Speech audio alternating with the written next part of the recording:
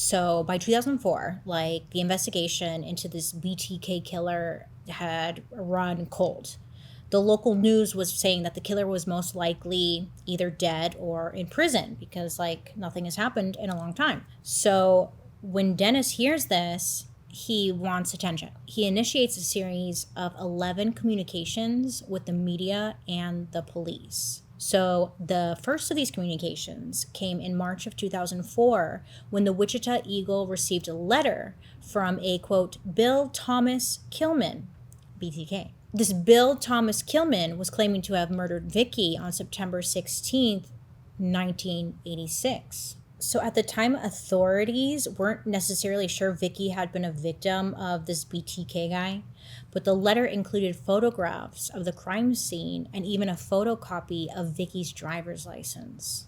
So from there was actually DNA taken from Vicky's fingernails, like underneath her fingernails, and that gave police new evidence, which led them to DNA testing hundreds of men. But unfortunately, like, there was no match at the time. There was no one in their system with like any connection to this DNA they found.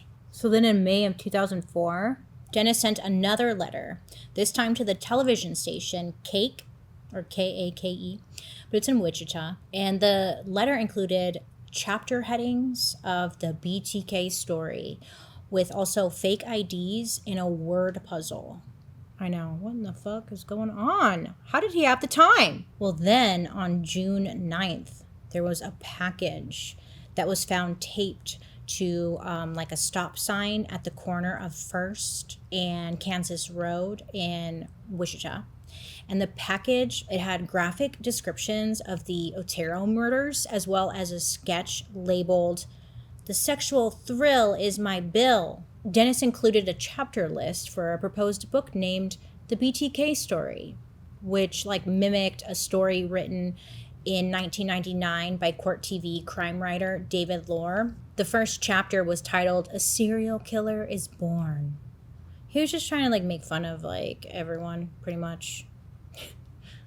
There you go. And then in July of that same year, there was a package that was dropped into a return slot at like the local public library. It contained like all kinds of bizarre material, including a claim that BTK had killed 19-year-old Jake Allen in Argonia, Kansas, when in fact this 19-year-old named Jake Allen, he had died by suicide, but in this thing, they were claiming that BTK did it, maybe as a distraction or something. I don't know.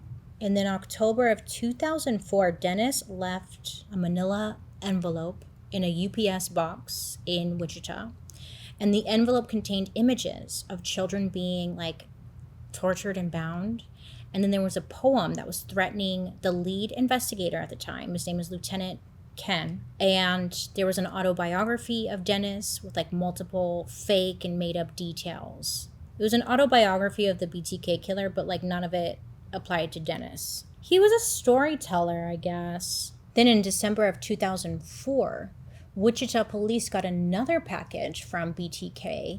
This one was found in Murdoch Park, and it contained the driver's license of Nancy Fox, as well as a doll that was bound at the hands and feet with a plastic bag that was like tied over its head. In January of 2005, Dennis tried leaving a cereal box in the bed of like a pickup truck that was parked at Home Depot in Wichita. But I guess like when the owner of the truck came out of Home Depot, he sees like the cereal box and he like grabs it and it just like, the fuck is that doing in here? And like tosses it. So that didn't work out. But it was later retrieved from the trash after like Dennis had he'd asked about the cereal box in a follow-up message to police. He was like, "Did you get my cereal box? Question mark, question mark." They're like, "No, we didn't get your cereal box." "What cereal box?" But there was surveillance footage that showed a figure. They couldn't make out who, but it was a person driving a black Jeep Cherokee who was leaving the cereal box in the pickup truck. So this was great because now they had like a car, a make and model, black Jeep Cherokee. Okay, they're like, fuck yeah. Like, that's something, okay? And then in February of that year, there were more postcards that were sent to that television station, Cake, and another cereal box with a bound doll inside was found in like a rural location. So at one point during Dennis's communications with police, he asked if he could put his writings on a floppy disk and if they could trace the floppy disk back to him. Now, mind you, when he's communicating with police, they don't know it's actually Dennis, you know? It's just like anonymous. But this anonymous writer was like, hey, if I put stuff on a floppy disk, will you be able to track it back to me? Like, genuinely asking this. And the police replied in a newspaper ad. It was like in the Wichita Eagle. And they're like, no, we can't trace it back to you. So Dennis got the bright idea to send a purple 1.44 megabyte Memorex. How do you say it? Memorex? Whatever. He sends a floppy disk to KSAS TV in Wichita. And along with it, he sends a letter, a necklace that had like a large medallion, and a photocopy of the cover of Rules of Prey, which is a novel by John Sanford, and it's about a serial killer. So police, they get their hands on this floppy disk, and they're able to get the metadata on the floppy disk. And they realize it's from like a deleted Microsoft Word document. And on this document, it included the words Christ Lutheran Church. Also, the document was marked as last modified by Dennis. Ooh, you